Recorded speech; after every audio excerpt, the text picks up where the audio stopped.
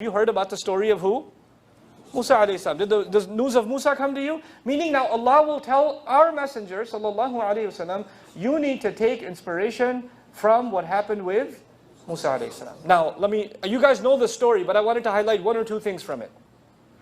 When Musa alayhi salam went up to the mountain, and Allah Azza wa Jal gave him his mission. اذهب إلى فرعون إنه طغى. Go to Fir'aun. Now when you want to go to Fir'aun and talk to him, he is the most powerful political ruler of his time. Many people don't know he actually was so powerful and so influential that other kingdoms in the world, they used to send their princes and their royal family to get an education in Egypt. Because he was also considered the elite university of his time. Musa alayhi salam is supposed to go back into Egypt where he's wanted for what? He's wanted for murder. He's supposed to make it all the way through Egypt and walk all the way up to the most secure building in the entire land of Egypt. And he's supposed to talk to the security guards who are looking to kill him. إِنَّ الْمَلَأَ يَأْتَمِرُونَ بِكَ لِيَقْتُلُوكَ. The chiefs are making a scheme to kill you. They're not interested in arresting him. They are interested in what? Killing him. And he's supposed to walk up to the most secure building in all of Egypt, and arguably the most heavily guarded building in the entire world at the time. He's supposed to walk up to it and say, I need to speak with Fir'aun because Allah has given me a responsibility, I need to go talk to him. And he's supposed to expect that the doors will open wide and they'll say, please sir, would you like some orange juice too? And walk him right in and give him a special VIP meeting with the king. And he's going to stand face to face, and then when he sees him, he's going to insult him and tell him, you're not Rabb, I come from the true Rabb. What you say is a lie. And he's supposed to insult him to his face. That's what he's supposed to do. This sound like an easy mission or a difficult mission? This is what you call mission impossible. Okay? This is the real mission impossible. Now when you are given an impossible mission, when you are given a very difficult task, you should ask for resources.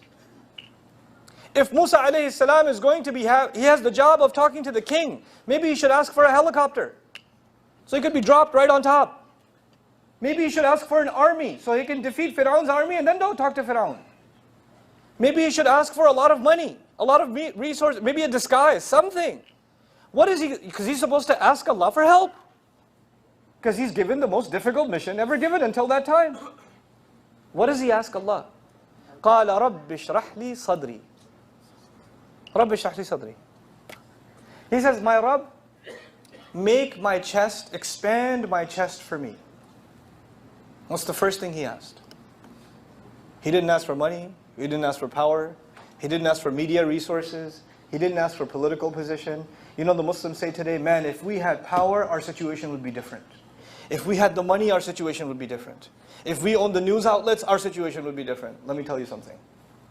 The prophets know what to ask. They know what to ask.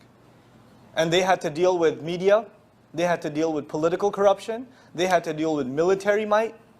And what's the first thing they asked for? Rabbi shrah li sadri. Expand my chest. Now what in the world does that mean? You know what that means? When somebody has inshirah al-sadr, when their chest is open, you know what that means? They're not bothered. They're calm. They're at peace. They're not depressed. They're not sad. They're not worried. They're not nervous. They're not afraid. They're not negative. They're not pessimistic. They're not hopeless. As a matter of fact, someone who has inshirah al-sadr, when their chest is opened up, then when you go meet with them, you become calm too. You become positive too. You become happy too. The mission that Allah has given him is so hard. He should be complaining about that every day. Man, our mission is so hard. SubhanAllah, every day I try and things get over more difficult. They get even harder. Like you Muslims do today. SubhanAllah, every day there's a new fitna. There's something new happening in the news. First there was this, then there was that, then there was that. There was the shootings in Paris, and there was the shootings in Texas, and there was this in the news, and that, and then, oh my God, things are getting so bad. And we're constantly negative. And we forget that the first thing to ask Allah is what? Rabbi shrah li sadri. Come, open up my chest. We have to understand that the mission Allah gave us, He knows which mission is possible and which mission is what? Impossible. And this is a matter of iman. When we believe, الَّذِينَ يُؤْمِنُونَ بِالْغَيْبِ, we believe in the unseen.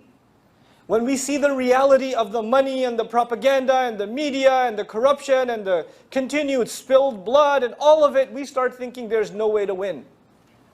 But you know what? That's when you're tested. Because then you have to believe in what? The unseen. That's when you have to believe the unseen. And where does belief in the unseen rest? In the chest. When you see the reality, you get depressed and your heart becomes tight. That's why he said in a different surah, وَيَضِيقُ صَدْرِي, my chest becomes tight. Here he asks, رَبِّ اشْرَحْ لِي صَدْرِي, open up my chest, make me positive. I have to believe that the help of Allah will come. I have to believe, it's a matter of my iman. I have to believe that all the media in the world will be crushed. All of it will be crushed by the help of Allah. I have to believe that. My chest has, and I have to be calm about it. I have to be very relaxed, and I don't think this, I'm crazy. This is actually very logical, because when the help of Allah comes, nothing can stop it. إِن يَنْصُرْكُمُ اللَّهُ فَلَا غَالِبَ لَكُمْ. If Allah were to aid you, there's no possibility of anybody overcoming you. Anybody overcoming you. And the first condition of that is the believer has to believe that the help of Allah will come. The believer has to be positive. You know, I'll give you a scenario. I'll show you a movie scene, not a real movie. Relax, okay? Maybe astaghfirullah, I'm leaving. No, relax. I'll make up a movie for you. So on the one hand, there's an army, very powerful, millions of soldiers. And on the other hand, there's one guy. And this whole army approaches this, how many guys? One, and he doesn't even have a weapon. He doesn't even have a weapon. And he's smiling. And he comes to the general of the army and he says, if you know what's good for you, you will turn around and run away. And the entire army is laughing, like, this guy. We could crush him with one horse. What's he talking about? Except they don't know that he controls airstrikes. And they're watching him from satellite. And they can drop bombs on the entire army right there. Laser precise. They have no idea. Why is this guy not nervous? He doesn't have to have an army behind him, because he has an army where? Above. You can't even see it. Well, you know what? We don't have to have an army behind us. Where's our army? وَمَا يَعْلَمُ جُنُودَ رَبِّكَ إِلَّا هُوَ. Nobody knows the armies of Allah except Him. When you stand by the word of Allah, then the forces of Allah are behind you. وَلِلَّهِ جُنُودُ السَّمَاوَاتِ وَالْأَرْضِ وَكَانَ اللَّهُ عَلِيمًا حَكِيمًا. Why would you think you're alone? That's a matter of iman. That's the kind of belief we're supposed to have. That's how positive we're supposed to be. That we can battle anything. We can withstand any pressure, any propaganda, any media. There's nothing. All of that is nothing to Allah. Now, Musa alayhi salam says, Rabbi shrah li sadri, and the second thing he asks is, وَيَسِّرْ لِي أَمْرِي. Make my mission easy for me. Who makes the mission easy? Which means, by definition, by default, some of you are technical background, the default position is a mission is hard. And the only one who can make it easy is Allah Azza wa Jal. And He only makes it easy when, first of all, you have an open chest. You're positive. And you're a source of positivity for others. Then He acknowledges His own weaknesses. That's the third step. You have to acknowledge where you're missing. What he was missing was sometimes he couldn't speak clearly. So even if you're carrying the word of Allah, the word of Allah is perfect, but I'm not perfect. The word of Allah is perfect, but my da'wah is not perfect. And I have to acknowledge what about my da'wah and what about my speech and what about my ability is not perfect. And I have to ask Allah to cover my mistakes. And so he says, وَحْلُلْ عُقْدَةً مِنْ لِسَانِي. Untie the knot in my tongue. I'm not the best speaker. Fir'aun is one of the greatest politicians in human history, which means he's an amazing speaker. Politicians are great speakers. They give speeches regularly.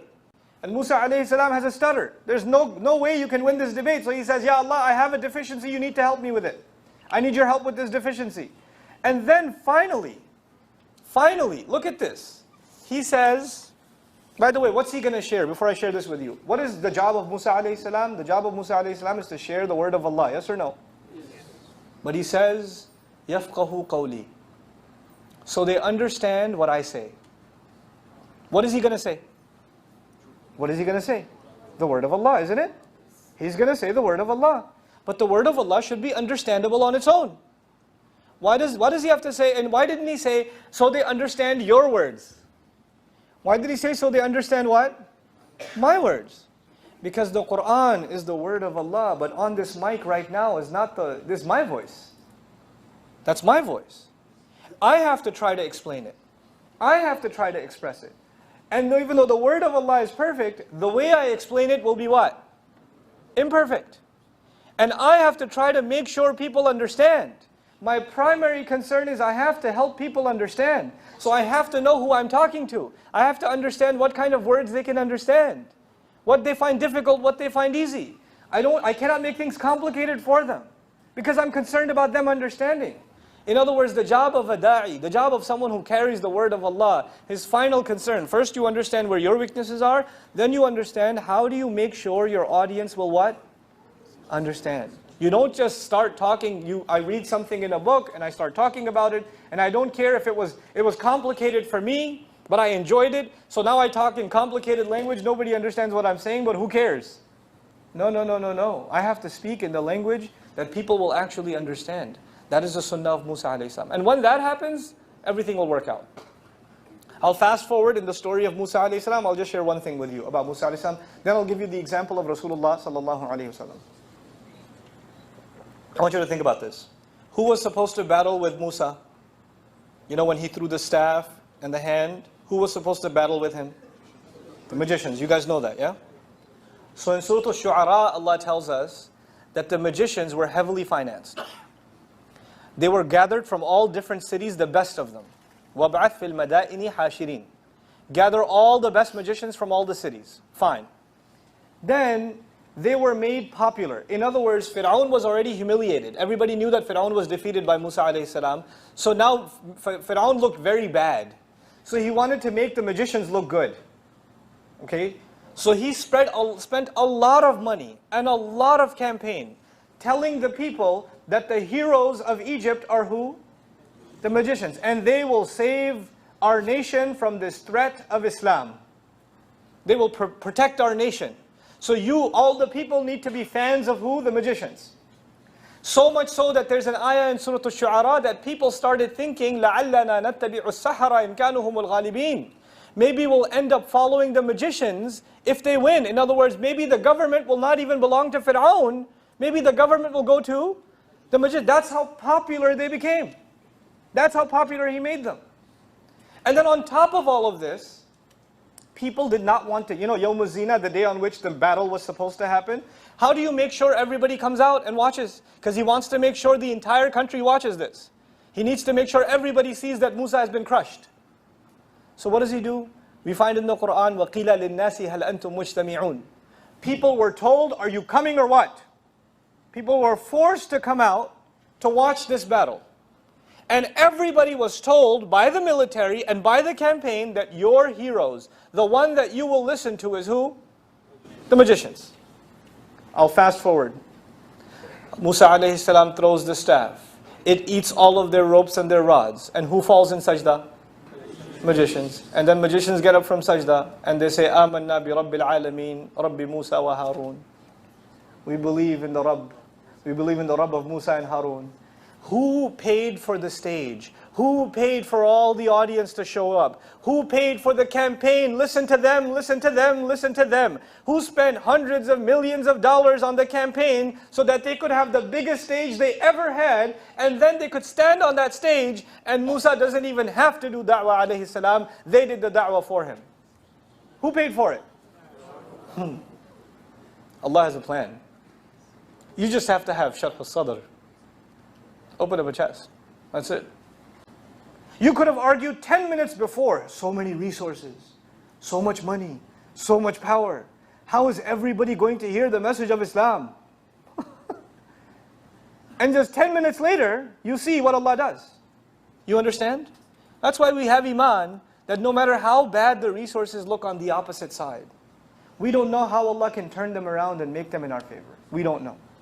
I met the minister from Europe who was one of the most instrumental in Switzerland, who was instrumental in the banning the minarets back in the day, right? And after that, he wrote against the Prophet ﷺ, and they were trying to pass legislation and even encourage people to insult the Prophet in Europe ﷺ, right? They were encouraging this kind of thing, and he was on the front of the right-wing campaign.